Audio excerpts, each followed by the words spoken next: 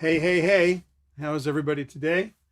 I hope you're doing great, and I hope everyone can hear me. Please weigh in on chat right now. If you're here, I would love you to join us at YouTube Live, and I would love you to just say hi in chat if you're here. That would be totally, completely awesome. I see a bunch of you have joined us on YouTube. Welcome. And I see a whole bunch of you on Periscope. Hello, Periscope. We're happy to have you here. If you are able to chat and say hi, we'd love to hear from you. Welcome to the Strategy Hacker live stream. My name is Shelly Palmer. I'm super glad you're here. Yeah, hey, Ken Weissman, how are you?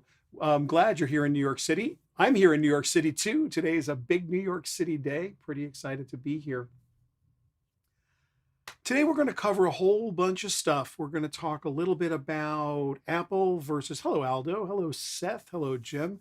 We're going to talk a little bit about my crazy journey from being an Apple fanboy, a complete and total Apple fanboy as a child in my youth, to now being a Windows first guy, which is a little weird for me. It's actually a lot weird because I have spent years talking up Apple, so much so that people have believed that I was like on the payroll at Apple, which I promise you I'm not, not in any way. Hey there, Gary from California. Glad to have you here. If you're not a subscriber, I hope you'll subscribe. Join us at YouTube Live. That's where you can subscribe, and we'd be very happy if you would do that. Joey Lewandowski, hello back. All of you know Joey. Joey is my absolute right hand, and he keeps all the trains running on the track. So Joey, I'm glad you're here too. Today, ask me anything in the chat, just please. Hello, Alice. Hello, Alice from Dallas. Anything at all that you guys want to talk about from a productivity perspective, from a strategy hacker perspective. I'm going to go through a couple of things that like housekeeping-y stuff as we start to get everyone together right now. And then we will go deep into a couple stories. Amazon's AWS Panorama, which they launched their SDK to the public and announced it. It is a really, really interesting piece of software and hardware for computer vision. It takes all of the things we think we know to another level. Hi, Don Levine, how are you? I'm very, very fascinated by this technology, and I'd love to get your impressions of it. So again, hello, Kathy Aronson from Los Angeles. Please, questions in chat, and let's keep this dialogue going. And not only do I would want you guys to talk to me, which I really do want you to do, but I especially want you to talk amongst yourselves. I think it's super important that you guys get a chance to hang out with each other, and it would be wonderful if you can do that. If you are a PGX member, and I hope that you are a PGX member, please feel free to find the link in the description and kind of revisit. If you are not already a PGX member and you're listening today, you are absolutely invited as my guest, and I hope that you will join us and do that. Again, if you're on Facebook Live, when you chat, I don't get to see it live. So if you want to head over to YouTube Live, that's where the live chat happens. If you're on Periscope, of course, I see that. Restream, I see that too. So hello, Alexis. Hello, Ettore. So if you will be kind enough to chat with us, that would be fantastic. Let's see, what else I want to talk about real quick. Oh, we do these salons every Monday through Thursday, and the gist of this is really simplistic. What we do is from 11:05 to 11:25, and then again at 11:35 to 11:55. We have these 20-minute salons. A lot of you who are listening today are, I know, very frequent visitors, so I appreciate that. We try to talk about the subjects of the day. If you go to shellypalmer.com/salons, what you will see there is a list of all of the different topics and what we tend to do each weekday. So please come and join. You'll meet some new friends. You will see old friends. You'll learn a little and you'll teach a little. And I hope that you will be kind enough to join there. I think you get a lot out of it. ShellyPalmer.com/salons. It's free. It's a great way to network and to just to get out every day and meet and greet. It's such a hard thing to do right now, to go and see people every single day. And I find myself sitting on a lot of Zoom meetings and people can't wait to get off of them. But here, hello, Carolyn Wall, but here at our salons, it's just the opposite. It's very short. It's an opportunity just to like have a little water cooler conversation each morning with people who you will come to know or that you already do know. And it's been a really high level conversation. I've been very, very excited to be part of it. And this is our lead up to CES, what used to be called the Consumer Electronics Show, now is just called CES. Hello there, Chris Meyer. Thank you for saying the salons are fantastic. You're one of the reasons they're fantastic, because you join us very often. So thank you for that. We have a lot of interesting stuff coming up for the CES show, which will be in mid-January. And this year it's going to be all digital. Now, I'm not 100% sure what all digital means. Will it be all streaming? Sure, it's going to be all streaming. They're going to stream the entire show. And I guess I'm going to switch cameras for a second. I guess it's great that they're doing it all digital this year, because COVID is out of control right now. And although the vaccines have just been announced and everybody's very hopeful about that, it's going to be a while until it's safe to gather in those kinds of numbers. CES on a small show is 150 to 180,000 all the time, which is impressive and also cramped. So I'm happy it's all digital. What we're going to do this year is something that we have never done before, which is we're actually going to take our tours, our floor tours, to another level. I'm really excited about what we're doing. We're going to be doing, I won't even call them virtual, because virtual is the wrong way to think about it. It's not a virtual tour. It's an online experience where you'll go from exhibitor to exhibitor. We will have small packages explaining what the newest, most interesting stuff is that each exhibitor is putting out there. What's new, what's next, and what it means for your business. And then there'll be an interactive Q&A that allows our executive teams to ask questions and to interact about everything. And then we'll try to contextualize it for our clients. I'm very, very excited about CES this year. I'm excited about it because it will allow us to reach more people than we've ever reached before. Generally, when we go on a floor tour, there's 10, 12, 14 people maximally, which means the big ones are 18 to 20, and the small ones are, of course, smaller groups. But it's never more than that get to experience this kind of intimate deep dive into the things that are meaningful in consumer behavior, in consumer electronics, that will ultimately impact their business. Here, the executives will get to do that and more, because the nature of what we're doing this year isn't videotaped, which is kind of a weird word, isn't video recorded, although it will be recorded. It's not someone walking around with a camera on their back following us and dealing with the din, the noise, and trying to figure out what's happening. This is going to be a live interactive session. And so all of the rank and file employees who have access to the tours that we build will actually get to see their senior managers and their category leads interact with us, interact with the new technology, and hear their thought process. And so this will very easily trickle the strategy down all the way through the organization. And I think it's going to be very empowering this year, especially the year when communication is key. We're going to have an opportunity to let senior management experience all of the new technology, and then at the same time include all of the members of their teams, which I think is spectacular. So I'm really looking forward to this year's CES. I'd rather be there in person, to be fair, but for this particular product, I'm going to make a promise that I would never ordinarily make.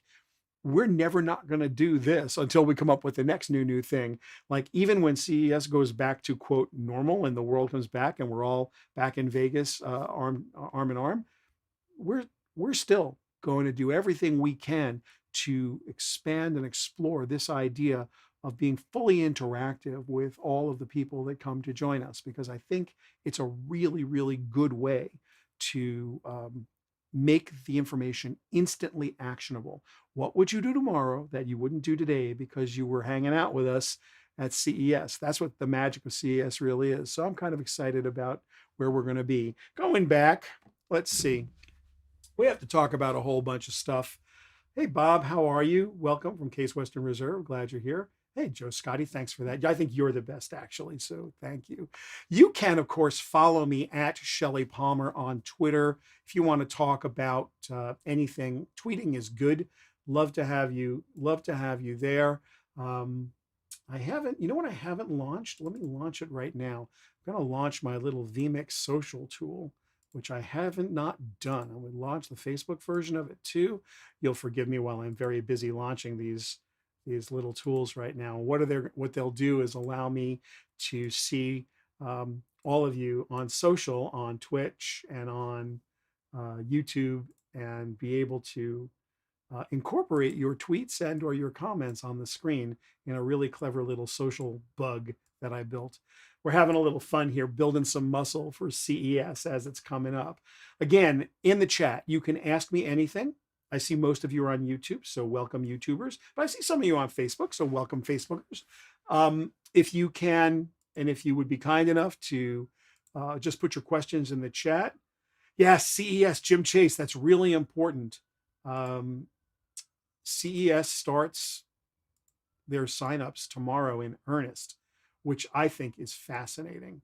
So yeah, I'm really excited about that. I'm not fully sure what it means to sign up for CES tomorrow. And I'm not being facetious and I'm not trying to be a jerk about it. I'm just wondering what we're signing up for. Are we signing up for access to the website? Are we like, what are we signing up for? This I am not sure about.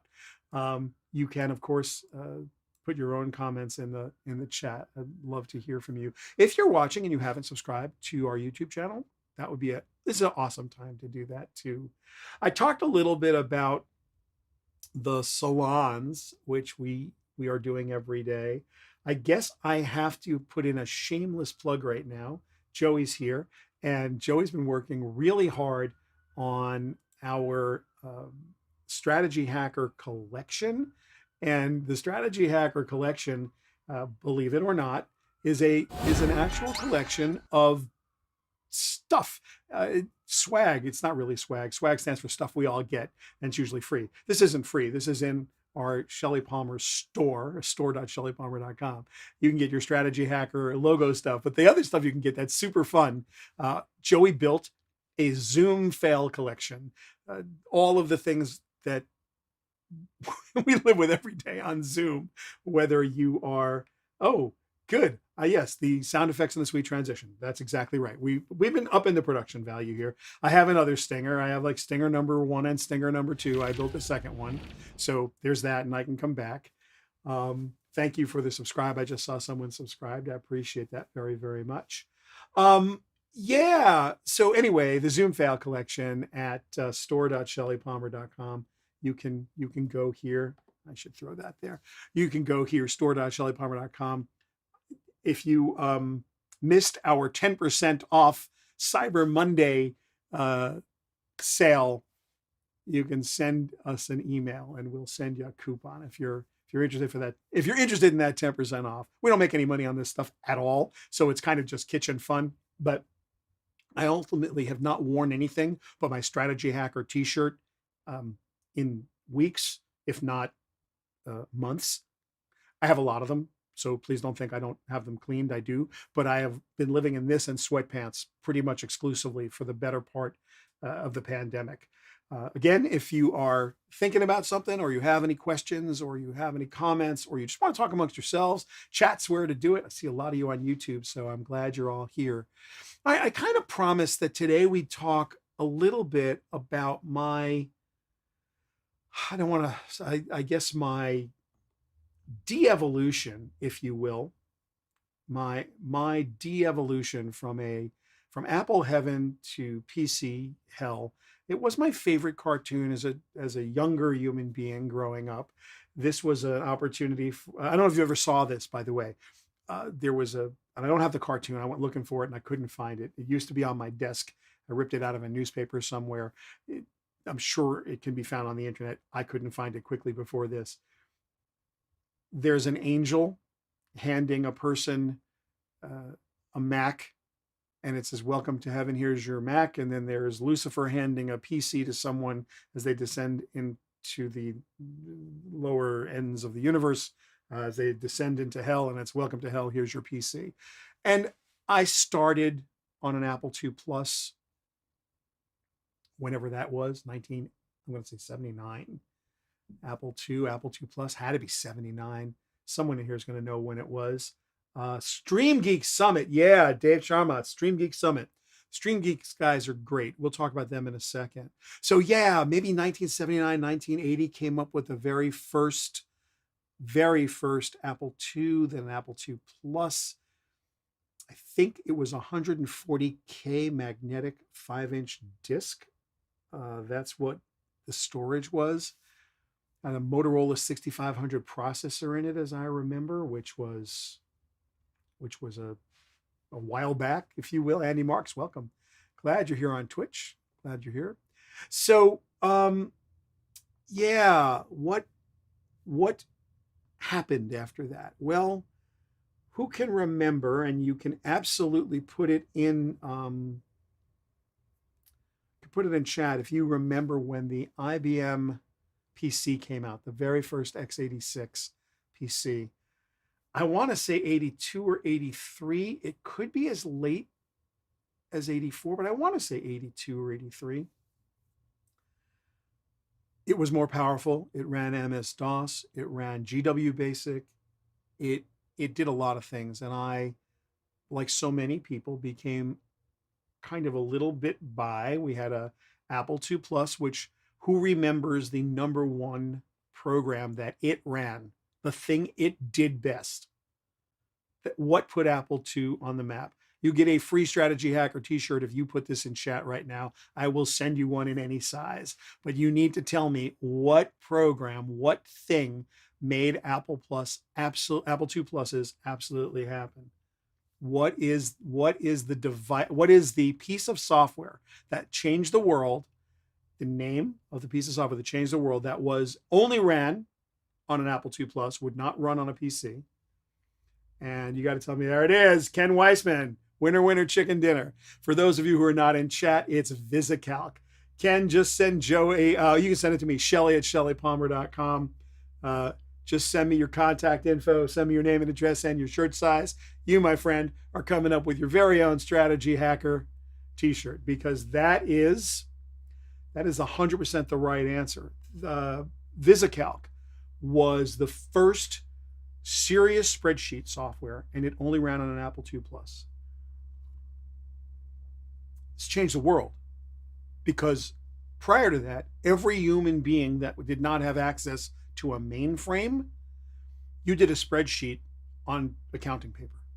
You took a ruled piece of accounting paper and you built a spreadsheet.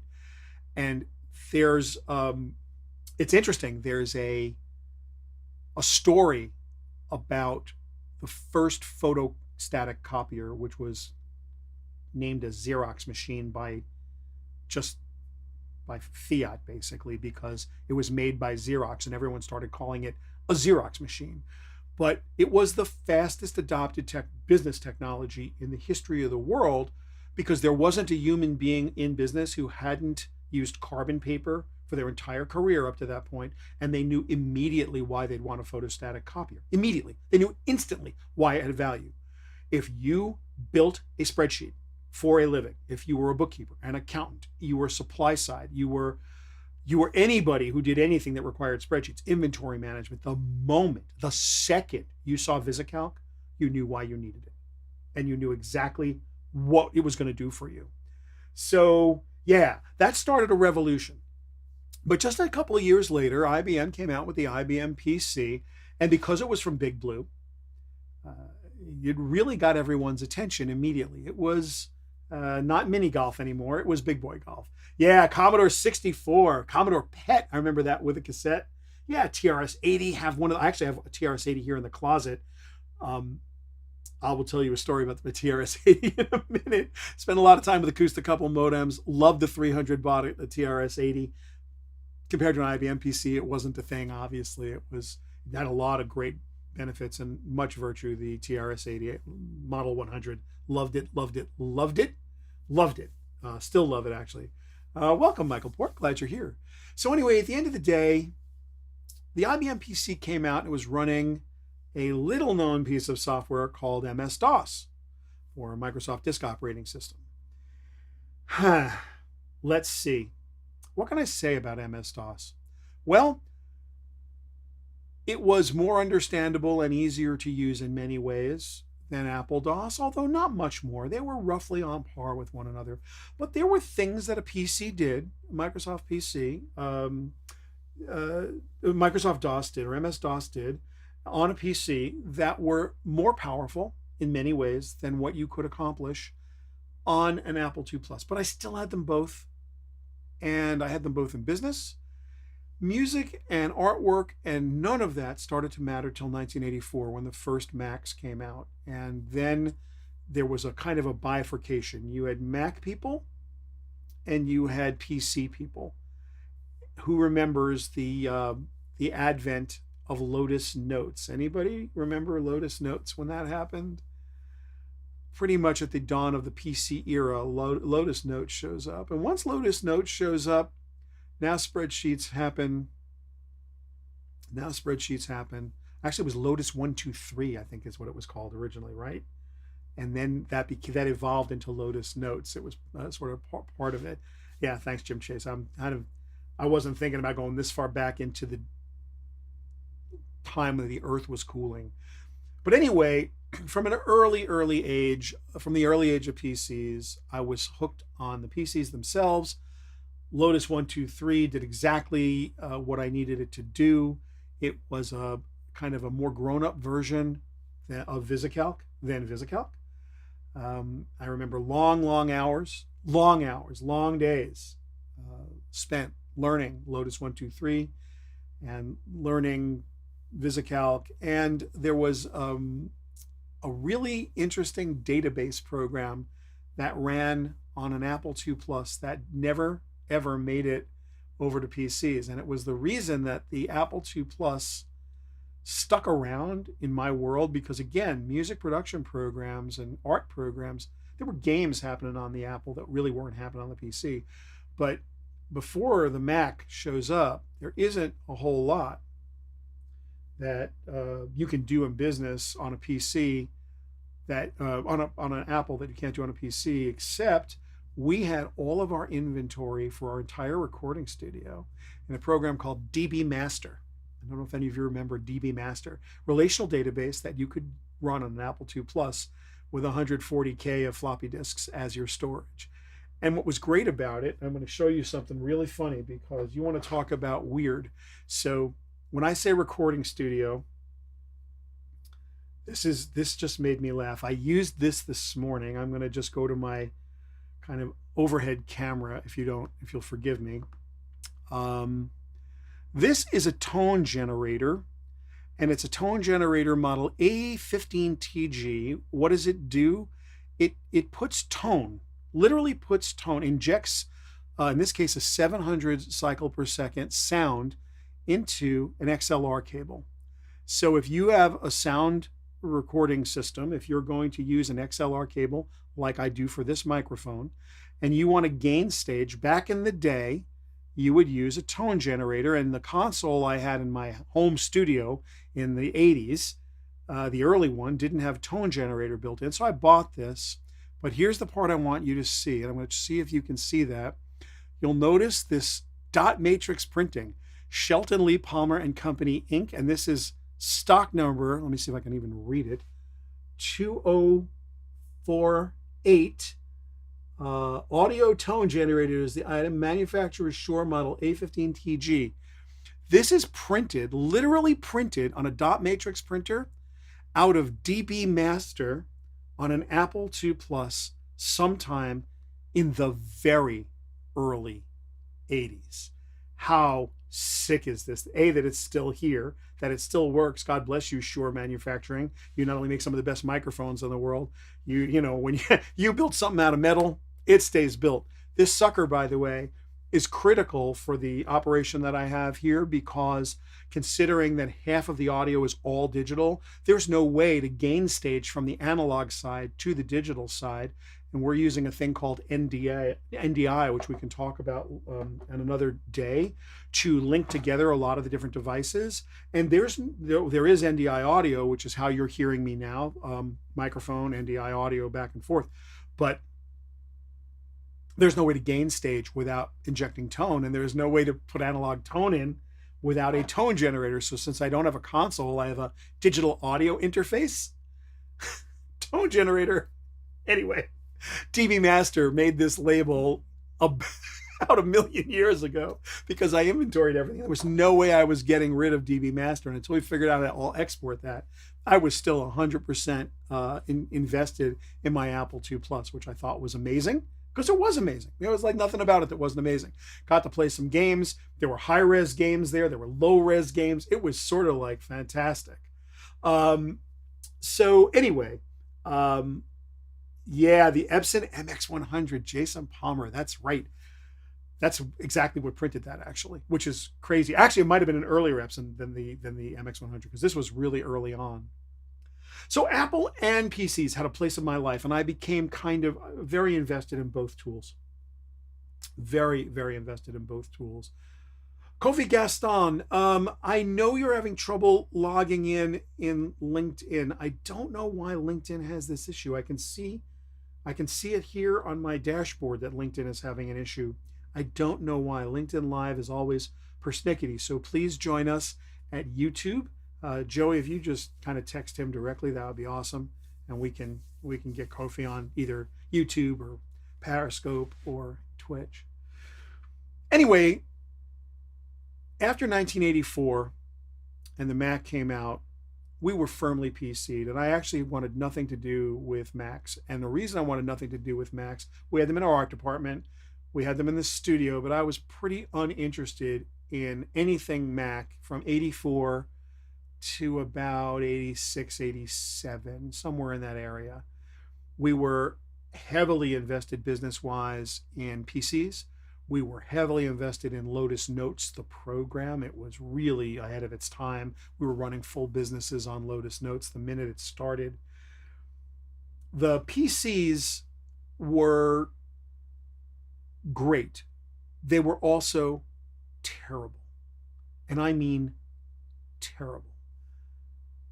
Blue screen of death gets its name because literally, I've said this, I know during COVID it's horrifying to make jokes about death, but I swear to you, I have said out loud on more than one occasion, what I want from the universe is, on my deathbed, all of the time I spent staring at blue screens of death back, because it will give me years of my life back at the end of my this is Windows. PCs were a pain. Blue screens of death were a pain. Windows 95 was an abomination. That's when we really started doing both. About 20 years ago, I gave up on PCs completely. I had seen my last blue screen of death. I was done. Nothing I was doing made me think I needed a PC in my life after 2000. All the Adobe products worked perfectly on Mac. Music production software had reached the level that the PC guys just couldn't get into. I had zero interest in trying to make a PC do what a Mac could do. The biggest problem in my life, 2000 to 2005, and I mean biggest problem from a computer perspective, not, life perspective, biggest problem was compatibility between things like word processing files and spreadsheets between Macs and PCs, and or any other kind of file for that matter, even certain photographic files, certain music files, really to this day, but then especially, it was very hard to take various file formats and move them back and forth. And certainly the storage media hated each other. So early on, if you were storing something in a format that a Mac could read, the PC wanted nothing to do with it, and vice versa. You had to fight to make that work. And so we gave up. We said, I'm not doing it. I don't really care. We're all Mac all the time. And we did the classic bifurcation of the business. There were some people, accounting software only ran, I think the early versions of QuickBooks, which we were in, the like when it came out, only ran on PCs. There was another piece of software that we used for HR that only ran on PCs. There was some supply management stuff and inventory management stuff. We had I've had a full-fledged recording studio, so there were thousands and thousands of dollars of recording tape and videotape and accessories that you get with recording studios that we would sell to clients, and that inventory was had to be managed and invoiced. It was very separate. We were running a robust transfer business at the time. We were doing thousands of audio and video transfers in our transfer rooms. We also were putting out, I'm going to say, multiple thousands of FedExes a week. This predates digital distribution of audio and video for commercials. So all the TV promos we were cutting, we would dub 1,500 Ricky Lake promos in the late 90s, early 2000s. We 500 Judge Judy or Judge Joe Brown promos, and they had to go out on videotape, and they went out via FedEx, and all those tools were all PC. So those guys were deep into the PCs, but everybody who was making this stuff were all Mac, and I became 100% invested in the Mac ecosystem. The last 15 years, fast forward, I have been 100% committed to, and I mean 100% committed to Mac only, specifically MacBooks and very powerful ones. My entire PC world, I think I can show you this on my little iPhone camera. This little Dell, this would be considered the Windows computer that I would have been using, something like this. This is a Dell i7, but whatever its grandfather was, that was as much PC as I would have around. Not because I wanted it or used it, just because you have to know both. Like I had clients that would ask me questions. I needed to run the full Microsoft Office suite on both, so I could in fact be expert. There were a few programs that we were using to run analysis, some business intelligence programs that only ran on PC, but they'd run well enough on a small little Windows laptop, and they certainly ran in the cloud, most of them, so that was okay. So let's fast forward to 6 months ago. The pandemic had hit us hard. I started doing, as many of you know, because I see so many of you here, I started doing these seminars on Wednesdays and on Sundays to help people with their streaming, getting your lighting right, getting the camera right, getting just, work from home stuff. What's the setup got to be, speakers, microphone, just how to get it done. I started thinking long and hard about streaming. Like, what does it mean to do what we're doing right now? And how do we incorporate that? By the way, please, in chat, ask your questions and or chat amongst yourselves. We're going down memory lane on PCs now. Everyone's got to have a PC story. Everyone's got to have a Mac story. I hope you'll put them in chat so we can share them. And yes, I do remember the variable speed drives of Apple Vintage for sure. Anyway, about 6 months ago, I started taking streaming very seriously, what we're doing right now. First, it was just a Zoom thing where it was like, we got to get good at Zoom. We got to get good at Teams. We got to get good at whatever Google Hangouts was calling themselves then and whatever they're calling themselves now. And I feel like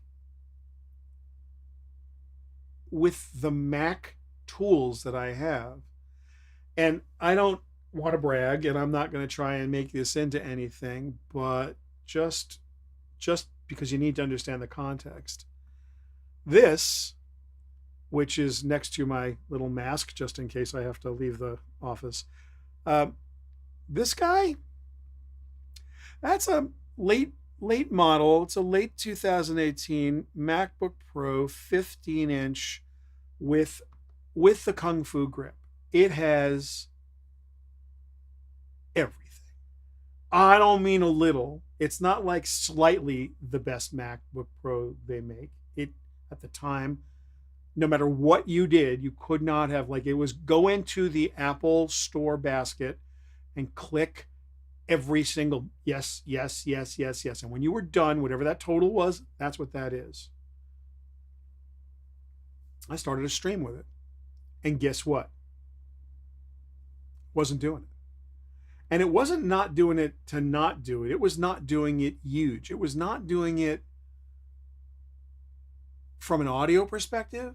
It wasn't doing it from a video perspective. I got so frustrated with the tool set and the terrible keyboard, David Friedman, that I thought to myself, this, maybe I just got a bad, maybe this, I had a couple kernel panics as I was loading different software. I'm thinking to myself, every once in a while you get a lemon MacBook. You do. Well, as it turns out, I have a lot of employees and I got a lot of MacBooks lying around. Most of my coders were working with late model 18, early 19 MacBook Pros with the Kung Fu grip. So I went and I grabbed a couple out of the storeroom. We had a couple there. It's pandemic time. We had a couple people leave the company. I'm like, wow, I have a couple MacBooks laying around. Let's use some new ones. Well, completely clean install. Catalina, absolutely clean. Nothing on the computer. I mean, nothing. Loaded up some streaming software. What do I mean by streaming software? Loaded up OBS Studios, Streamlabs OBS, but just everything you could think of that streams, all the different tools. Not the cloud-based services, because that'll run on anything. You run that on a Chromebook. We're talking about things you need to use processor power for. Graphics cards and CPU power. And as it turns out, there's a point where a Mac stops being fundamentally capable of doing that work. There are audio audio route issues rather, on the motherboard. You need to use virtual cables to do almost anything. Something as simple as getting your desktop video audio to play through the bus and actually go out through the streaming software without jumping through hoops it's on the border of impossible in certain programs. And it's not the programs that can't do it. It's literally the way the Mac is laid out. It's not meant to give the programs access to that audio. So if you want to play Spotify, or you want to play something in Windows Media Player with audio, or if you, I was in QuickTime audio, or like, you get into real issues. So I was running into problems that, to be fair and frank, I just got sick of. So I'm watching a bunch of YouTube videos, and I'm spending a lot of time on Twitch. I mean, a ton of time on Twitch. And I was amazed at the, I don't want to say this pejoratively, low-end computing power they were using. Even for the most high-end gamers, they were still using what I considered reasonably priced equipment, and a lot of it. Like, it wasn't slightly cool stuff. It was, I don't know if any of you remember or know, but if you go to apple.com, you can buy an Apple Mac Pro for about $55,000 bucks. It's got a lot of horsepower. It's one of the most powerful computers ever made. If you were making a movie, I would highly recommend having a room full of them. I mean, a major motion picture, not like, somebody sharing your iPhone. Anyway, for fun, and I mean this, you're locked up in exile. I was locked up in exile, and I'm trying to figure out how to go super deep into streaming. I'm watching all these young people on Twitch doing amazing things. They're playing video games, they're streaming, they're talking, they're doing graphic overlays, they got audio coming from 100 different places. And I'm thinking back to the day when I wanted to be able to add sound effects and a little comedy, right? And just be able to do that without having to think that hard about it. So for fun, I bought myself a refurbed Windows PC. Windows PC. It's an HP Omen 181-900, no longer made. It's got an i7 in it, 9700.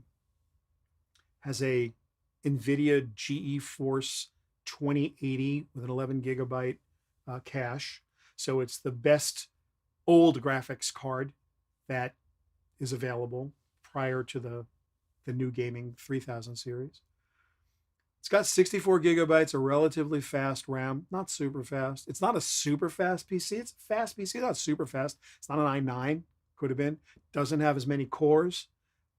It's to be fair, it's not that badass of a computer. It was just something I bought so I could goof around and see, just see, like if it's any good. Like, would I in any way be willing to use a Windows computer now? Because if you think about it, all the Adobe products are 100% available on PC. Almost everything I do is in the cloud anyway. We're Google Office, Google Suite, Microsoft Office. We actually use the downloadable version in our company. We don't use Office 365. We use the downloadable version if we use it at all. Mostly we're Google Suite. We use Slack to talk to one another, so that'll run on anything. What else do we use every single day? That's pretty much it. Chrome browser. Everything in the world is just your Chrome browser loaded up.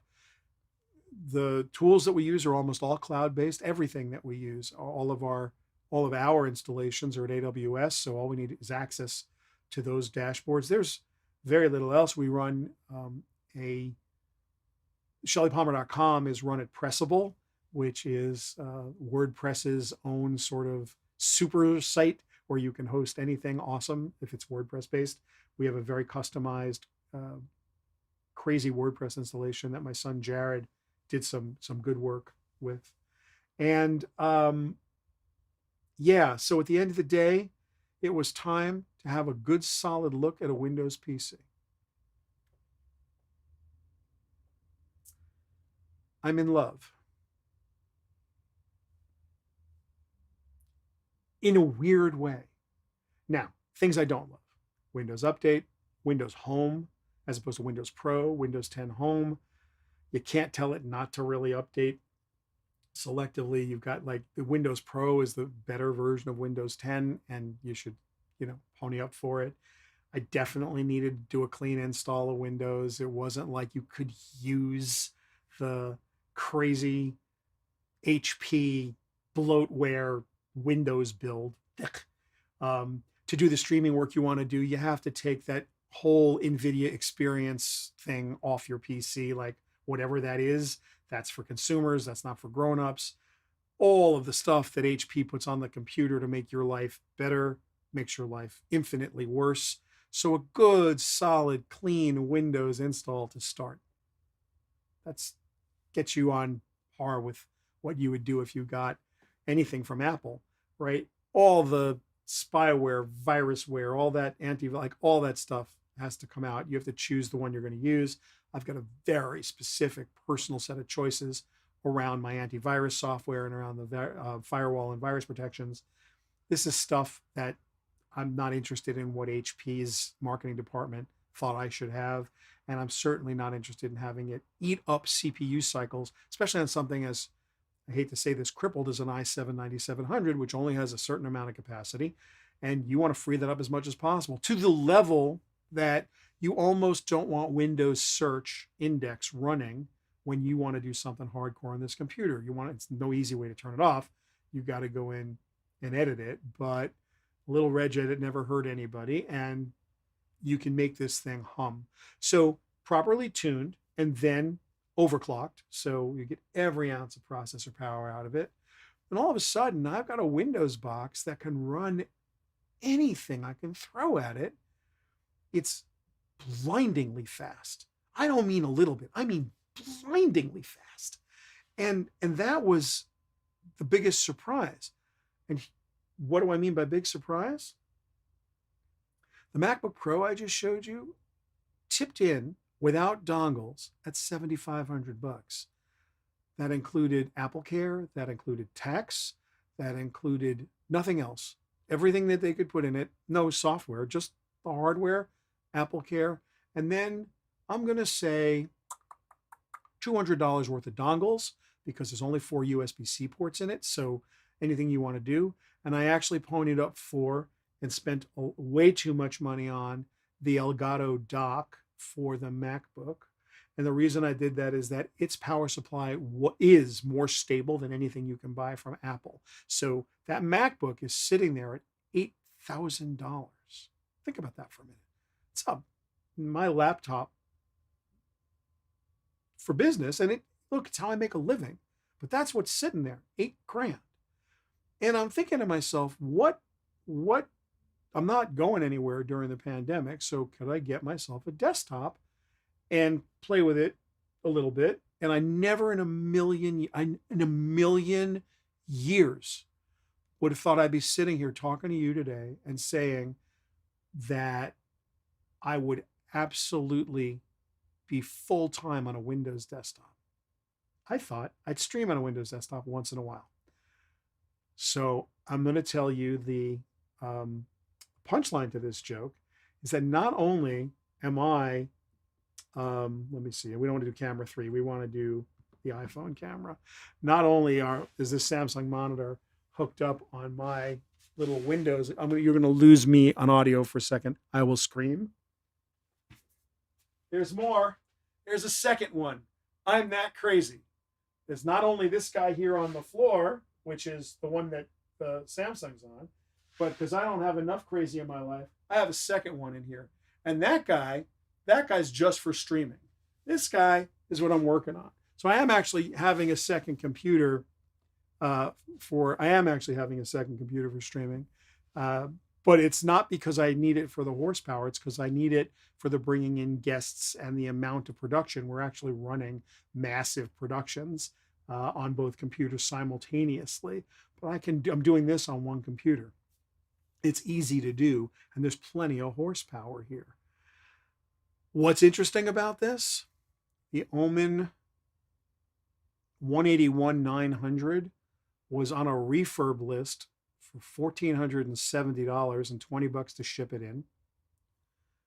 The RAM, it came with one stick, a 16 gigabyte stick. The RAM, my brother found on eBay by part number for like, I want to say $200 to fill it out to get it up to 64 gigabytes of RAM. My big indulgence was a Samsung 870, which is an 8 terabyte solid state hard drive. That sucker's expensive. There's no question about it. That no one needs that. I put it in there because I wanted to have solid state capability. So it's got a boot drive that's 2 terabytes. That's a PCIe drive, which is blindingly fast. And then there's a solid state 8 terabyte drive in both of these computers. And that's an indulgence. It's not necessary. It's just something that I did.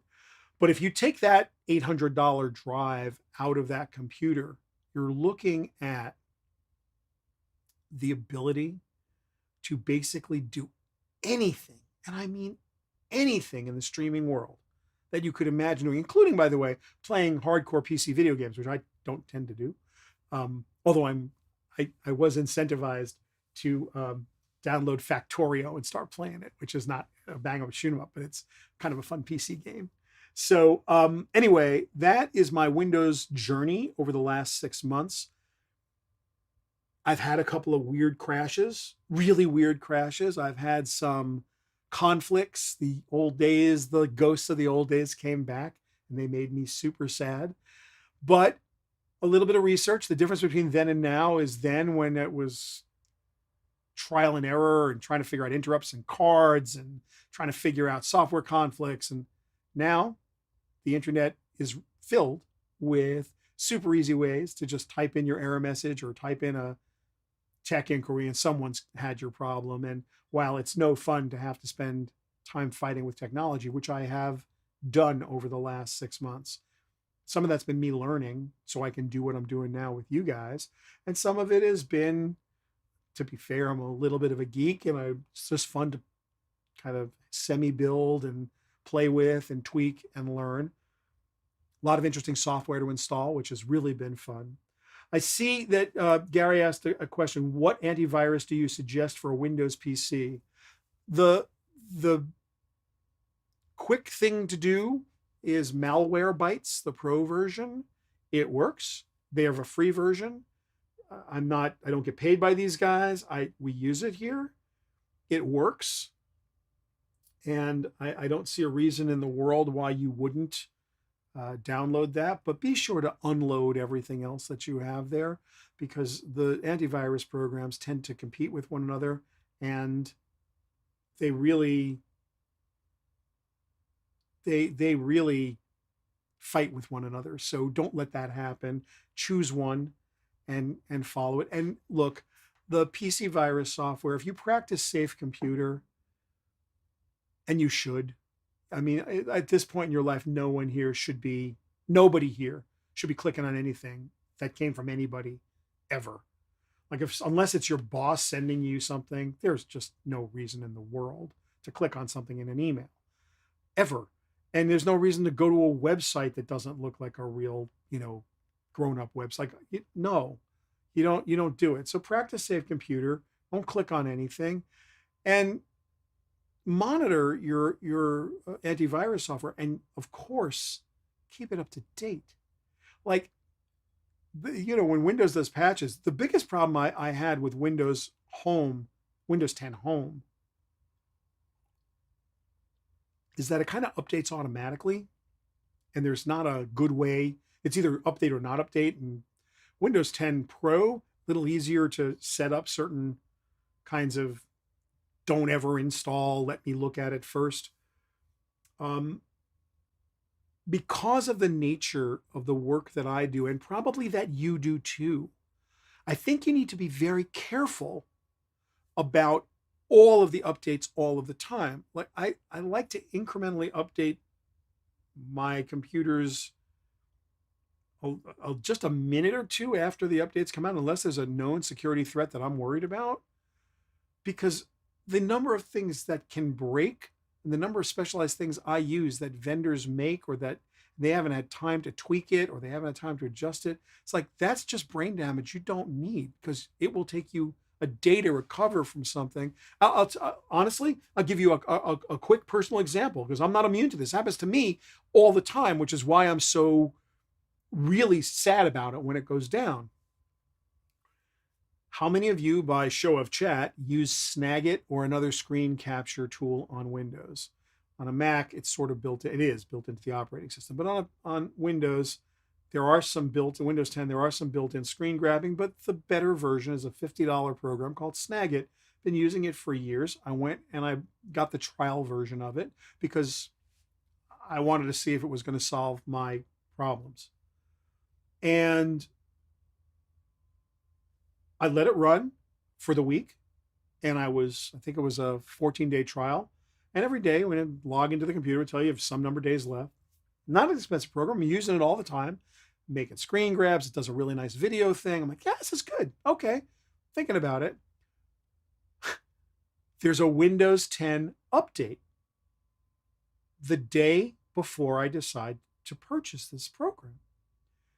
And I do the update, and everything seems to be working just fine. Yeah, Ken, I hate the Windows 10 snipping tool. If you're a Mac person and you're used to just, doing it, it's like, I don't know, drives me crazy. So I don't like the Windows snipping tool. But yeah, Win 10 snip is good too. But I mean, it's okay. But my problem is it's not as cool in any way as Snagit. Anyway, the night before, that's what happens. I get the Windows update. I do it. Everything seems to be running okay. The next morning, I log in, and the thing goes ding, ding, ding, ding, ding. It says, you've got like 3 days left to your Snagit. Do you want to buy it? And I'm like, everything's working. Okay, I'll buy it. And I hadn't used Snagit that morning. Critical, right? I had used it the day before, but I updated that night, and I hadn't done anything else.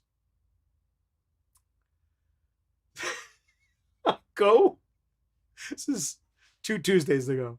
I go to grab a video, screen grab off a region, and my computer starts spontaneously rebooting. I'd just given the Snagit guys $50. I re-downloaded the latest version. It had some updates. I assumed that had something to do with the Windows updates. So, God, geez, Lord, it was a full day. It was a Tuesday before Thanksgiving. And I sat my brother down in front of my computer, and I said, okay,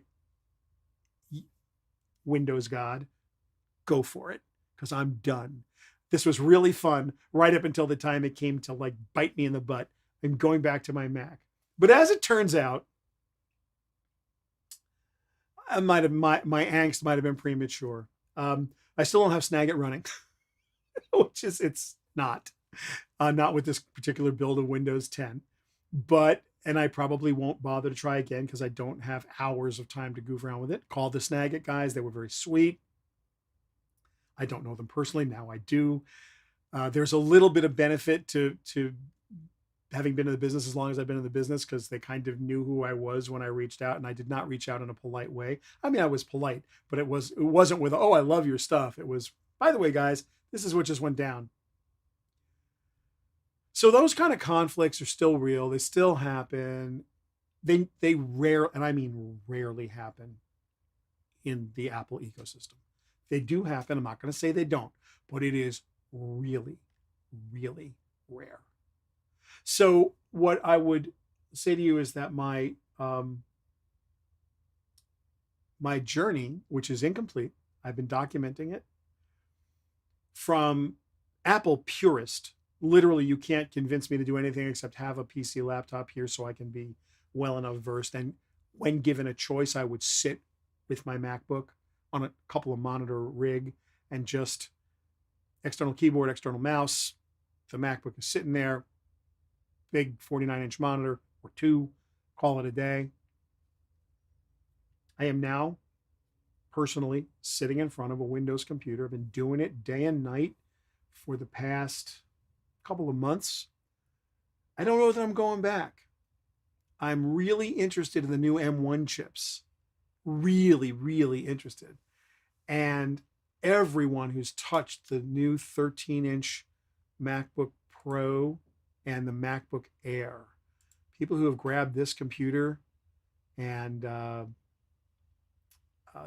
spent any time with it whatsoever, people I respect, have come back and they have told me that there's goodness there.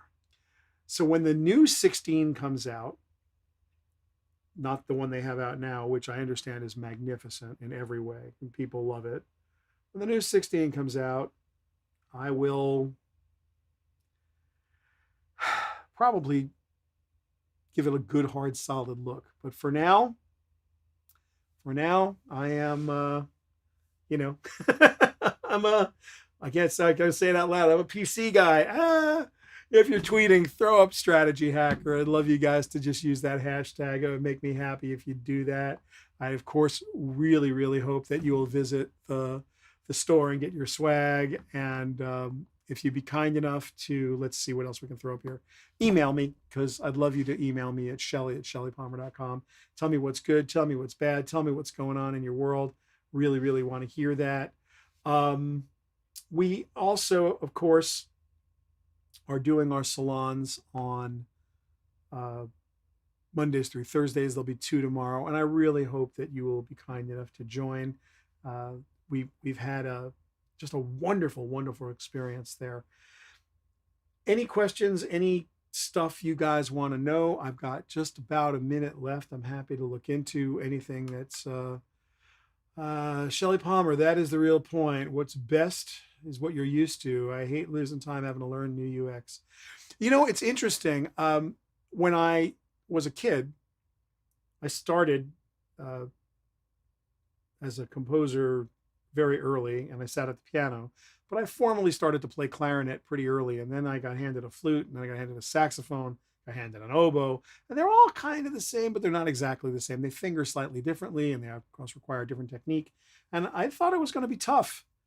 And it was for a minute. And then all of a sudden I pick up a flute, or I pick up a saxophone, or I pick up a clarinet. I immediately remember where I am and what the fingerings are. I don't even think about them.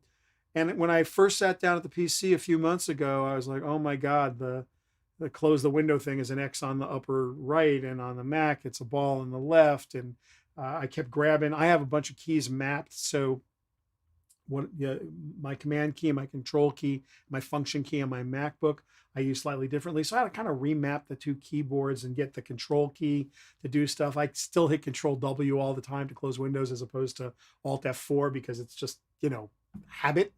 So yeah, the new UX is a pain for sure, Jim, and yeah, it kind of is a drag.